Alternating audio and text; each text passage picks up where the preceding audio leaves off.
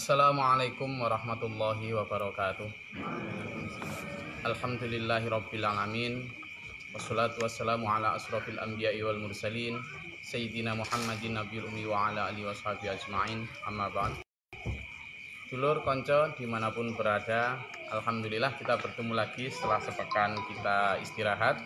Dan bersyukur juga alhamdulillah karena kita dimampukan Allah untuk bertemu meskipun dengan video conference atau live streaming. Kita syukuri saja metode ini. Shalawat serta salam semoga Allah tetap limpahkan kepada Nabiullah Muhammad SAW dan ahli keluarganya. Saya ingin cerita malam ini seperti biasa, kita mulai dengan cerita-cerita tentang fenomena hal-hal kecil yang insya Allah bisa kita jadikan sebagai satu pelajaran atau lesson learn dalam kehidupan kita. Ada banyak best practices sebenarnya yang bisa kita petik setiap kali ada fenomena. Nah, kali ini saya ingin cerita ada satu hal yang sebenarnya simple ya, tetapi merupakan satu cambuk buat saya. Jadi saya kemarin alhamdulillah bisa mudik dari Denpasar ke Lamongan, dan setelah beberapa hari di Lamongan, satu malam saya dapat japri dari seseorang. Sebenarnya dia salah satu ustadz kami yang tugas di satu daerah, dan dia japri saya, Gus, saya ada kabar tentang sesama ustadz yang tugas di daerah lain. Mungkin beliaunya tidak berani dan tidak terbiasa untuk curhat, tapi saya dengar kabar bahwa malam ini tadi pagi si ustadz yang ditugaskan di salah satu daerah itu tidak sempat atau tidak bisa masak, dan dia hanya nyuapi anaknya dengan sop saja karena tidak ada beras yang dimasak. Saya langsung terduduk. Saya lihat diri saya merasa begitu zalim, sehingga malam itu juga saya bilang saya tidak akan tidur, dan saya kalau sampai malam ini tidur tanpa bisa melakukan apapun terhadap ustadz atau ustadzah yang itu tadi, saya akan mati dalam keadaan zalim. Na'udzubillah min dzalik. Sehingga malam itu juga saya berusaha untuk bisa tercukupi meskipun untuk basic need-nya. Nah, fenomena ini dulu yang ayo mari kita bedah pada malam hari ini, di mana saya merasa sendiri meskipun tidak dalam skup yang lebih besar. Ada satu hal yang menurut saya banyak dilupakan oleh para pemimpin terutama. Saya tidak bicara pemimpin formal, saya tidak juga bicara pemimpin non formal, tapi pemimpin adalah dalam konteks yang lebih besar. Karena everybody is leader. Karena semua orang adalah pemimpin. Seperti sabda Nabi, kullukum ra'in. Setiap dari kalian adalah pemimpin. Saya ingin mereview sedikit ini. Pada saat Rasulullah Muhammad SAW Isra Mi'raj, saya rasa cerita ini sudah banyak dipahami. Pada saat Rasulullah Muhammad SAW Isra Mi'raj, ada satu pandang yang dilihat oleh beliau. Saat beliau didampingi oleh malaikat Jibril, di satu perjalanan itu beliau melihat ada seorang laki-laki yang dia berjalan, lalu di punggungnya ada seonggok kayu besar, dan laki-laki ini tampak sudah sangat kerepotan membawa kayu itu. Dan kemudian laki-laki ini berjalan lagi, gitu. Lalu di satu titik ada satu onggok kayu lagi. Ternyata dia yang sudah berat itu dinaikkan lagi kayu itu di atas punggungnya. Semakin berat ya. Dia berjalan lagi dengan beban yang makin berat. Lalu berjalan lagi, di satu titik ada kayu teronggok lagi, seikat besar gitu, ditaruh lagi secara sukarela di punggungnya. Demikian terus berjalan sampai beberapa kali, kemudian sampai beban itu begitu menggunung. Lalu Nabi Muhammad melihat dengan iba dan kemudian bertanya kepada malaikat Jibril, "Ya Jibril, apa arti fenomena ini? Ada apa sebenarnya?" Lalu malaikat Jibril menjawab, ya Muhammad, sesungguhnya itu adalah umatmu atau manusia tentang beban yang dia tanggung ketika hidup. Seseorang yang hidup di dunia itu sesungguhnya dia memiliki beban untuk bertanggung jawab keselamatan dirinya, melaksanakan perintah Tuhan, meninggalkan larangan Tuhan, dirinya sendiri. Nah, itu diibaratkan beban tadi. Menjaga dirinya sendiri on the track, berada dalam sirat al-mustaqim, itu aja beratnya setengah mati. Lalu dalam perjalanan selanjutnya dia kemudian menikah. Ketika dia menikah, maka dia kemudian punya tanggung jawab baru lagi untuk memimpin istrinya. Ar-rijalu qawwamuna 'alan nisa. Maka dia kemudian menaruh beban lagi itu untuk memastikan dirinya dan istrinya berada dalam lagi-lagi rel aturan Tuhan. Ini berat lagi.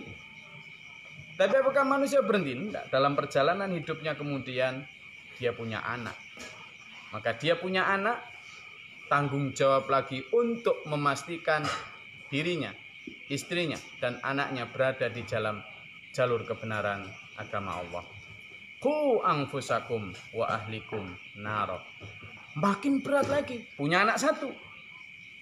Begitu perjalanan, Allah kasih lagi karunia, anak kedua, ketiga. Beban lagi. Ini bukan hanya persoalan beban tentang ngasih makan loh ya. Kalau cuma persoalan beban ngasih makan, banyak orang bisa.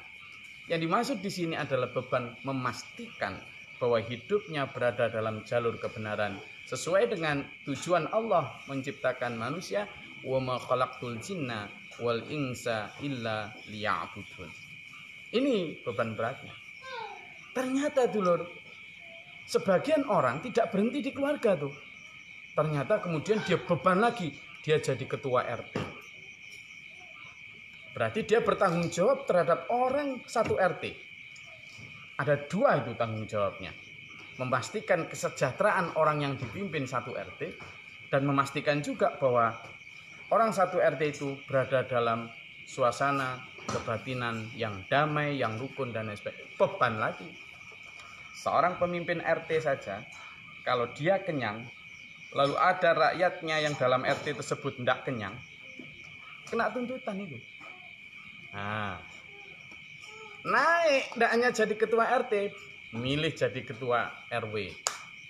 Satu RW dah. Naik lagi nanti jadi kepala desa. Beban berat lagi itu. Loh, kalau orang tahu betapa sebenarnya pemimpin itu adalah beban, memimpin itu adalah tanggung jawab berat, saya rasa tidak banyak orang mengajukan diri menjadi pemimpin. Karena beratnya itu tadi. Jadi pemimpin itu sebenarnya kalau hakikatnya bukan sebuah privilege, bukan sebuah fasilitas, bukan. Pemimpin itu justru adalah sebuah beban. Makanya Rasulullah dalam salah satu hadis bersabda, seorang pemimpin, kalau kamu ini jabatan terutama, kamu mendapatkan jabatan itu karena diminta, gitu.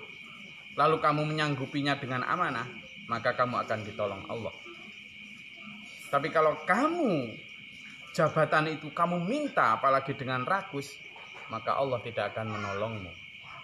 Saya ulangi, sabda Rasul itu, jika sebuah jabatan itu kamu diminta oleh umat, lalu kamu menyanggupinya dengan amanah, maka Allah akan menolongmu menyelesaikan tanggung jawab kepemimpinan itu. Tapi jika sampean memintanya, apalagi dengan rakus, maka Allah tidak akan menolongmu. Apalagi kalau memintanya dengan sogok menyogok, money politik, dengan sikut sana sikut sini, fitnah sana fitnah sini. Ada. Jangankan hasil kepemimpinan, proses menuju kepemimpinan itu aja udah nggak benar. Nah, dulu saya ingin mereview beberapa hal itu. Lalu bagaimana sekarang kita? Apakah kita tidak boleh menjadi pemimpin? Boleh, boleh. Seperti sabda Nabi tadi, kullukum ra'in. Adalah setiap dari kamu adalah pemimpin. Dan setiap pemimpin, begitu, Setiap pemimpin akan maskul, akan ditanya tentang an-ra'iyati, tentang kepemimpinannya. Nah, kita sendiri juga gitu. Kita mau tidak mau itu tetap akan jadi pemimpin. Pemimpin diri kita setidaknya. Nanti kalau kita bersuami atau beristri, kita akan menjadi pemimpin, juga akan menjadi pemimpin anak-anak kita. Nah, lalu bagaimana biar kita ini menjadi satu jiwa yang benar-benar berhak memimpin?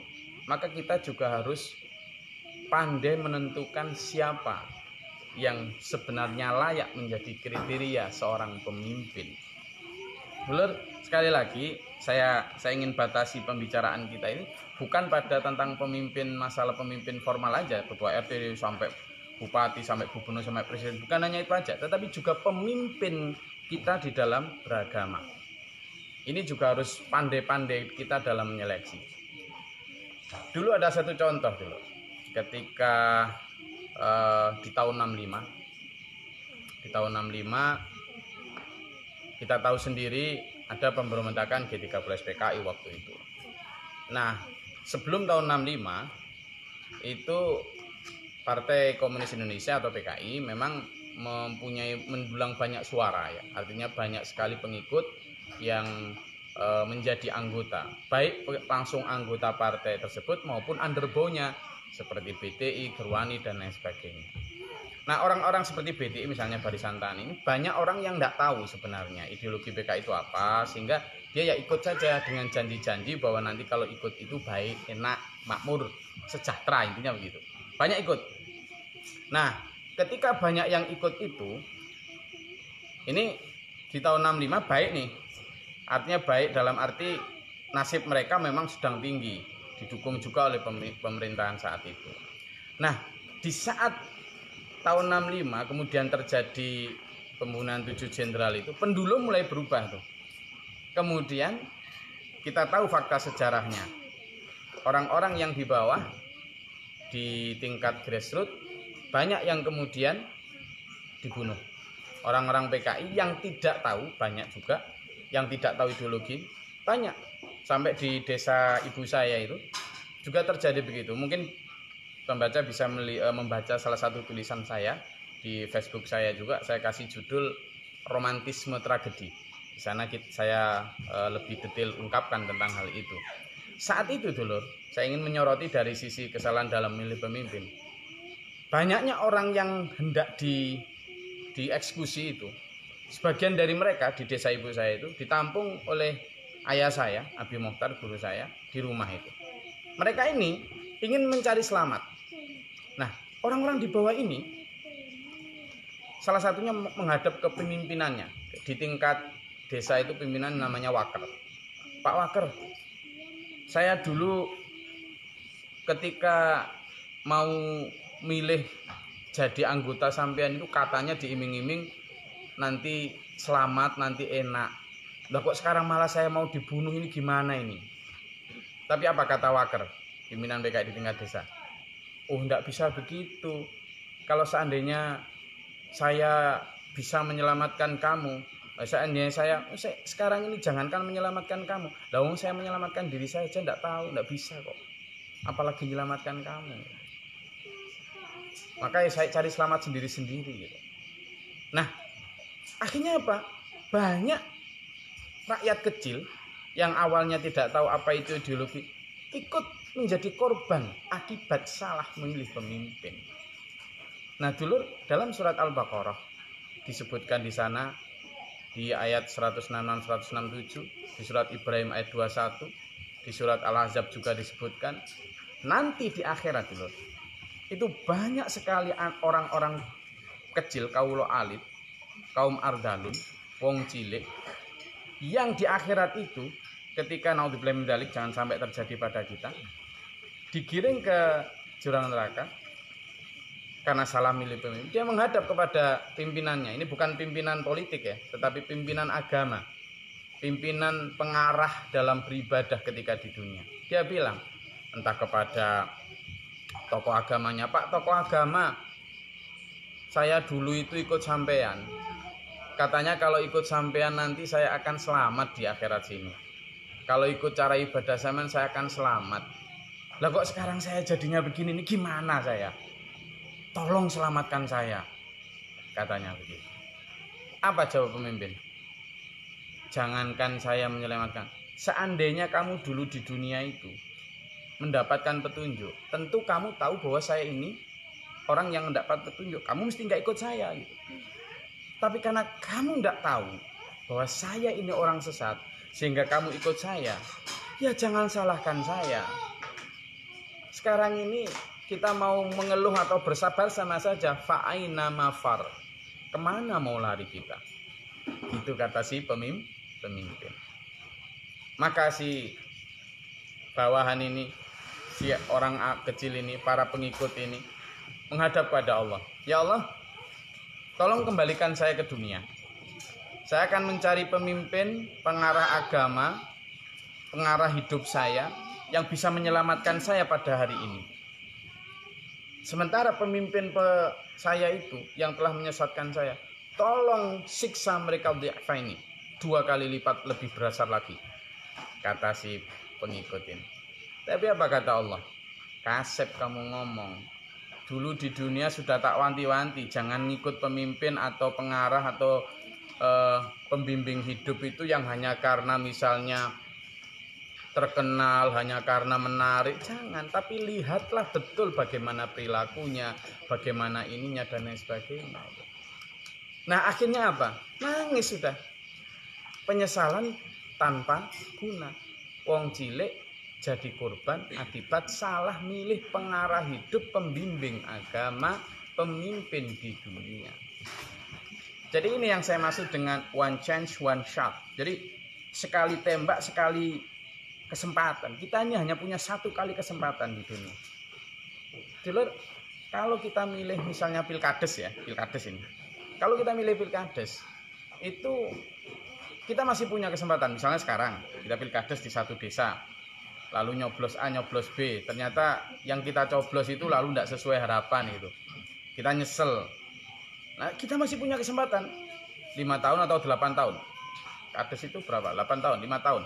Itu nanti bisa dipilih lagi. Ah, nggak milih kamu sekarang, saya masih bisa. Lah kalau milih pemimpin hidup, di dunia sudah salah milih pemimpin, seolah-olah benar, tapi ternyata nanti di sana nggak benar. Nah ini yang kemudian jadi di tengah begitu banyak tawaran supermarket, orang-orang yang mengatakan ikutlah aku pasti akan benar, ikutlah aku pasti akan selamat. Ini yang kita harus hati-hati dulu. Harus hati-hati. Nah malam ini saya ingin berbagi beberapa ciri pemimpin yang saya diwasiati oleh abi saya, oleh ibu saya, dengan sebenarnya apa sih salah satu pemimpin yang bisa kita ikuti betul itu. Kalau saya mengajak dulur-dulur untuk menyikapi betul kemajemukan ini dengan tanpa mengolok, mengejek atau apa, tapi memilah dan memilih juga tetap menjadi penting. Kita mengenal bahwa Rasulullah menyatakan 4 ciri pemimpin yang baik. Salah satu sifat Rasul, 4 hal yang menjadi sifat Rasul ya, adalah kalau saya boleh saya singkat staff ya, sidik, tablek, amanah, fatona, atau yang mengatakan ada sidik, amanah, tablek, fatona. Staff, sidik, tablek, amanah, fatona. Sidik benar. Kalau bicara benar, maka standar kebenarannya jelas Al-Quran, jelas Al-Hadis. Al-Quran jelas, kehujahannya udah tidak bisa diragukan. Karena Allah yang akan menjaganya sampai kiamat nanti tanpa ada pemalsuan. Maka siapapun yang akan kita pilih menjadi pemimpin, terutama di dalam memimpin kita, mengikuti jalur Allah di dalam beragama ini, haruslah orang yang benar-benar, orang yang memahami, orang-orang yang benar-benar mengerti tentang bagaimana dasar hidup kita Al-Quran. Menyandarkan hidupnya selalu kepada Quran dan hadis. Sidik. Lalu tablek. Tablek ini adalah orang yang selalu menyampaikan kebenaran, orang yang selalu berdakwah, orang yang selalu mengajak, mendedikasikan hidupnya untuk ta'muruna bil ma'ruf wa tanhauna 'anil munkar. Orang yang benar-benar itu. Lalu amanah. Nah, amanah ini yang sulit loh. Sampean siapapun, saya punya banyak teman-teman kades. Level saya cuma teman-teman kades sih soalnya. Banyak itu teman-teman kades yang ketika minta saran sama saya bilang, sudahlah, jadi orang yang amanah. Karena salah satu ciri munafik adalah orang yang ketika dipercaya berkhianat, tidak amanah. Dulu setiap pemimpin, terutama kalau pemimpin formal itu ya, kan disumpah tuh. Ketika misalnya kalau agama Islam kan Quran ini taruh kepala nih. Saya bersumpah demi Allah, loh gitu loh. Jadi ini taruh demi Allah. Quran jelas kitab suci, lalu ngomong demi Allah. Saya akan melaksanakan tugas dengan amanah. Lah kok berani di tengah jalan kemudian mengenyangkan diri sendiri, rakyatnya lapar. Lalu main sogok-sogokan di belakang, kok berani? Ini loh ditaruh di mana waktu itu? Apalagi demi Allah, wallahi. Artinya membawa asma Allah di dalam sumpah jabatan. Saya tidak menuju 1-2 orang atau 1-2 subjek jabatan. Ada ribuan jabatan di Indonesia. Kalau itu di pemerintahan, ada juga ribuan jabatan di perusahaan-perusahaan swasta. Ada juga ribuan jabatan non formal di pesantren, di agama-agama lain. Semuanya menuntut kita untuk menjadi orang yang amanah, orang yang bisa dipercaya. Gimana caranya? Orang yang qaulan wa amalan, orang yang ngomong, yang melaksanakan, tidak hanya ngomong. Sulit ya, enggak. Makanya banyak orang yang sebenarnya harusnya takut dipilih menjadi pemimpin. Setelah amanah adalah fatona. Fatona ada yang mengatakan smart, orangnya harus cerdas. Kalau saya mengartikan cerdas ini nggak hanya sekedar cerdas kemudian bisa ilmu ini ilmu itu, tidak hanya itu, tetapi cerdas membaca fenomena. Seperti yang saya kasih prolog di awal tadi. Kalau saya ini orang-orang yang zalim, orang yang bodoh, kalau ternyata malam itu saya tidur dalam keadaan kenyang, sementara ada ustadz atau staf saya yang tidur dalam keadaan lapar, tuntutan besar itu nanti di hadapan Allah. Makanya saya tadi dikasih, masih belum hafalin tadi, dikasih sama ibu saya ada sanepan. Sanepan itu bahasa Jawanya itu paribasan. Tuku minyak lampune lilin, mobat mabite ketara angin. Ojo enak-enak dadi pemimpin, kudu ngorek ngerti rakyat sing miskin. Nah, coba tak ulangi lagi. Nanti yang bahasa Jawa mesti ngerti ini. Tuku minyak lampune lilin, mobat mabite ketera angin. Ojo enak-enak dadi pemimpin, kudu ngoreksi ngerti rakyat sing miskin. Umar bin Khattab. Ini kalau artinya bagi yang nggak ngerti bahasa Jawa ya. Tuku minyak lampune lilin, beli minyak lampunya lilin. Obat mabite ketera angin, mobat mabitnya ketabrak angin. Ojo enak-enak dadi pemimpin, jangan enak-enakan jadi pemimpin. Kudu ngoreksi ngerti rakyat yang miskin. Kudu tahu, selalu observasi mana rakyat yang miskin. Saya kasih contoh tadi, Umar bin Khattab itu salah satu ikon bagaimana seorang pemimpin yang adil. Umar bin Khattab, tidak hanya Umar bin Khattab, Abu Bakar, Utsman, Ali, itu hampir tiap malam itu keliling dari door to door memastikan apakah malam itu rakyatnya bisa makan atau enggak. Para pemimpin zaman dahulu, kita sekarang lihat aja. Kalau di Islam, patron kita, teladan kita, uswatun hasanah, the ultimate patron, itu adalah Nabi Muhammad SAW. Nabi Muhammad itu dulur pedagang kaya raya loh sebelum jadi Nabi loh. Jadi sebelum umur 40, beliau ini bersama dengan istri beliau Khadijah itu eksportir. Jadi dari Mekah itu bawa dagangannya sudah sampai ke negeri Syam. Itu udah antar negara itu. Bisa dibayangkan betapa kayanya. Tapi begitu jadi Nabi, begitu mendapat tugas kerasulan, lalu berkhidmat untuk umat, melayani umat, berdakwah kepada umat, amar ma'ruf nahi mungkar, hartanya mulai dikit tuh habis. Kenapa? Ya dipakai untuk perjuangan. Tidak sempat lagi mengumpulkan harta. Jadi sebelum jadi pemimpin kaya raya, setelah jadi pemimpin hampir habis hartanya untuk kepentingan agama. Abu Bakar sama, saudagar juga. Dan begitu juga Umar bin Khattab sama, Utsman, Ali sama, begitu. Nah, fenomenanya begitu. Saya tidak kok mengajak sama lalu jadi miskin, enggak. Tapi fenomenanya sekarang kan kebalik. Ya toh? Sebelum jadi ustadz atau sebelum jadi kades enggak terlalu punya harta. Tapi begitu kok sudah jadi pemimpin kok terus jadi punya. Dari mana itu? Nah, ayo kita tanyakan itu dulu. Makanya tadi itu tuku minyak lampune lilin, mobat mabite keterak angin.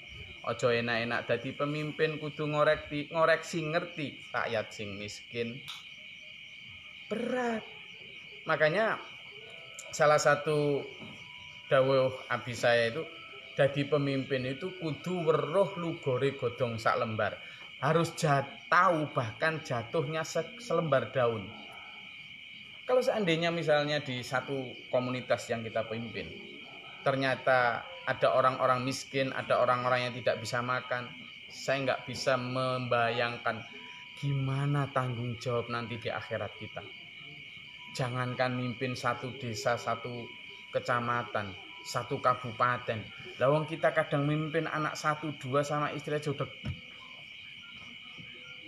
Ciri lain dari pemimpin yang baik adalah pemimpin yang bertanggung jawab dunia sampai bertanggung jawab akhirat.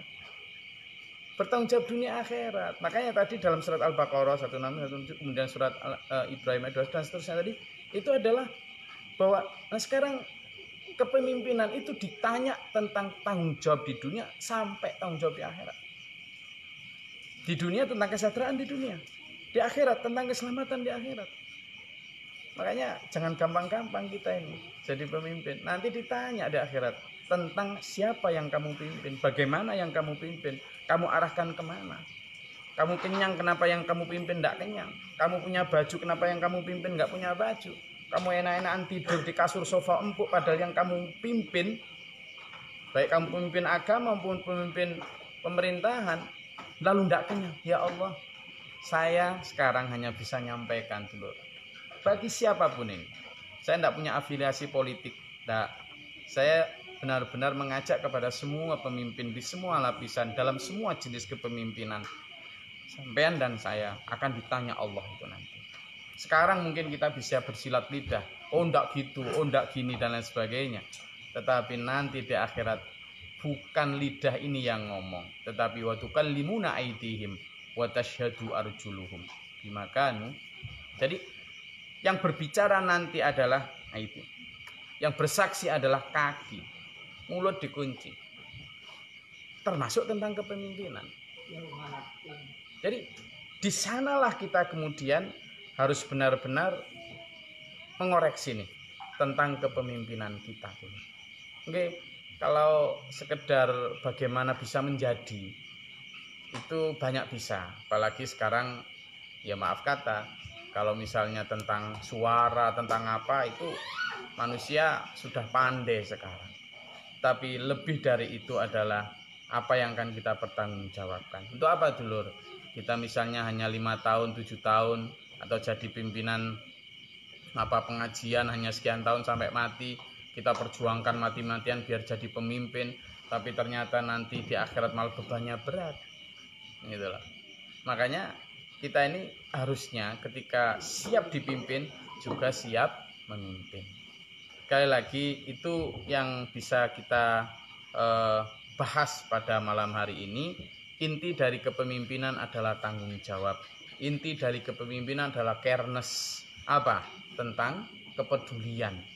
Jadi kalau kita memimpin dengan jiwa kasih, insya Allah nanti akan kembali kepada hadis Nabi tadi. Kalau kamu memimpin karena diminta dan mengambilnya dengan amanah, insya Allah kamu akan ditolong oleh Allah di dalam menyelesaikan amanah kepemimpinanmu. Tapi kalau memimpin kamu karena meminta, apalagi merebut-rebut, apalagi dengan cara menyogok, nyikut sana, nyikut sini dan lain sebagainya, maka kamu tidak akan ditolong Allah. Dalam hal apapun. Saya sendiri sih lebih setuju ya kalau di dalam kepemimpinan agama, dalam organisasi-organisasi keagamaan, kepemimpinan itu tidak dilakukan dengan voting ya. Karena itu harusnya dilakukan dengan tadi sesuai dengan asas Pancasila, sesuai dengan musyawarah mufakat, musyawirhum fil amri. Ya, Jadi dalam kepemimpinan Khulafaur Rasyidin tidak ada satupun yang pakai voting gitu. Jadi mulai dari Abu Bakar yang memang ditunjuk, dipilih oleh sahabat langsung secara musyawarah mufakat, kemudian Umar yang ditunjuk dan seterusnya. Jadi kalau di dalam kepemimpinan agama gitu, kalau dalam kepemimpinan politik pemerintahan monggo silakan. Tiap-tiap negara punya kekhasan masing-masing dan itu sah-sah saja itu. Ya, jadi kalau kita di Indonesia misalnya memilih demokrasi Pancasila dan lain sebagainya, monggo saja silakan. Tapi ini saya nyoroti ada dalam kepemimpinan agama. Nah, sehingga apa? Kajian kita pada malam hari ini dulur, ayo benar-benar menghindari jangan sampai salah memilih pemimpin yang itu berakibat fatal nanti di akhirat. Kalau milih pemimpin di dunia keliru masih bisa milih lagi gitu loh. Tapi kalau salah milih pemimpin di akhirat, salah itu disiksa itu loh. Dan tidak bisa diulangi lagi. Tidak ada kesempatan kedua. Karena itu dulur, hati-hatilah dalam memilih. Jangan hanya karena ada salah satu hadis itu disebutkan, hadis itu menyatakan gini, nanti di akhir zaman ada orang yang mayya'malu amala ahlin nar fima yabdulin nas. Orang yang beramal dengan amalan ahli surga di depan manusia seolah-olah orang yang beramal dengan amalan ahli surga. Tetapi ternyata wawamin ahlin wawamin orang yang beramal dengan amalan ahli jannah ya. Tetapi ternyata di akhirat nanti orang itu bernasib ahli neraka. Sebaliknya, ada orang yang di dunia ya'malu amala ahli nar, tetapi itu hanya fima yabdulin nas, hanya di depan manusia. Sementara nanti di akhirat ternyata dia ahli. Jadi sebaliknya begitu. Ini berarti apa? Pandangan manusia yang kadang melihat dia seolah-olah di dalam salah satu hadis juga ada disebutkan Bukhari Muslim muttafaq alaih, hadis dari Hudzaifah disebutkan nanti di akhirat itu ada satu di sana orang yang amanah, orang yang hebat, yang bisa dipercaya. Akhirnya saya datang, ternyata dia kosong dari pengamalan. Memang pinter ceramah dan sebagainya. Setelah didatangi ternyata kosong. Ada lagi di sana si fulan, dia orang yang amanah, hebat, bisa dipercaya. Tapi setelah didatangi juga kosong dari iman. Akhirnya tidak milih-milih pemimpin, tidak milih-milih orang kecuali hanya 1-2 dengan penuh kehati-hatian dan penuh dengan salah satu di antaranya surat Yasin juga menyatakan ittabi'u a'udzubillahi minasyaitonir rajim ittabi'u man la yas'alukum ajran wa hum muhtadun. Ikutilah orang-orang yang tidak minta upah kepadamu. Orang-orang seperti itulah orang yang mendapat petunjuk. Ada lagi banyak ciri-ciri dalam ayat lain. Orang-orang yang mampu menyedekahkan apa yang dia cintainya. Orang-orang yang benar-benar bersedekah dan berjuang dalam jalan Allah melalui harta, tenaga, dan jiwa raganya. Dulur, saya rasa itu yang bisa kita kaji pada malam hari ini tentang kepemimpinan. Bagaimana kita benar-benar memastikan bahwa diri kita kalau menjadi pemimpin baik di tingkat keluarga maupun diri kita harus benar-benar memimpin dengan benar. Arahkanlah pandangan hidup kita ini kepada jalan fitrah Allah. Kalau kita memimpin lebih besar lagi di tingkat RT, di tingkat desa, di tingkat camat, di tingkat bupati, gubernur, sampai di tingkat nasional, beban sampean makin hari makin berat. Kalau seandainya tahu beban itu lebih banyak menangisnya daripada tertawanya. Nah, karena itu siapapun yang belum jadi pemimpin atau malah yang sudah jadi pemimpin, berhati-hatilah, berhati-hatilah. Kalau memang tidak mampu, jangan minta jadi pemimpin. Kalau zaman mampu dan diminta, tidak apa-apa, ambillah itu sebagai amanah. Tetapi zaman harus tahu resikonya yang luar biasa besar. Saya rasa itu dulur yang bisa saya sampaikan pada malam hari ini. Mudah-mudahan bermanfaat dan berfaedah. Awasi diri kita, awasi keluarga kita, arahkan diri kita, arahkan keluarga kita. Baik ketika menjadi pemimpin yang sidik, amanah, tabligh, fatonah, adil dan bijaksana. Kalaupun kita yang dipimpin, pilihlah pemimpin yang benar-benar sesuai dengan aturan Allah, yang benar-benar bisa menyelamatkan tanggung jawab diri kita di dunia sampai di akhirat. Karena pemimpin itu tidak hanya di dunia. Sekarang banyak pemimpin yang jangankan di akhirat bertanggung jawab, di dunia aja tidak bertanggung jawab. Gitu. Jadi pemimpin, tapi tetangganya nggak bisa makan, nggak tak, dia kenyang santai aja. Nah ini jangankan di akhirat, di dunia aja lo nggak tanggung jawab. Maka carilah orang-orang yang benar-benar care, orang-orang yang benar-benar adil, orang yang benar-benar amanah, orang-orang yang benar-benar mampu dan dimampukan Allah untuk membawa kesejahteraan kita di dunia sampai di akhirat nanti. Terima kasih, mudah-mudahan Allah memberikan kepada kita kemampuan memimpin dan kebenaran dalam memilih pemimpin, sehingga kita diberikan karunia Allah berupa kesejahteraan di dunia sampai kesejahteraan nanti di akhirat. Terima kasih. Bila taufiq wal hidayah. Assalamualaikum warahmatullahi wabarakatuh.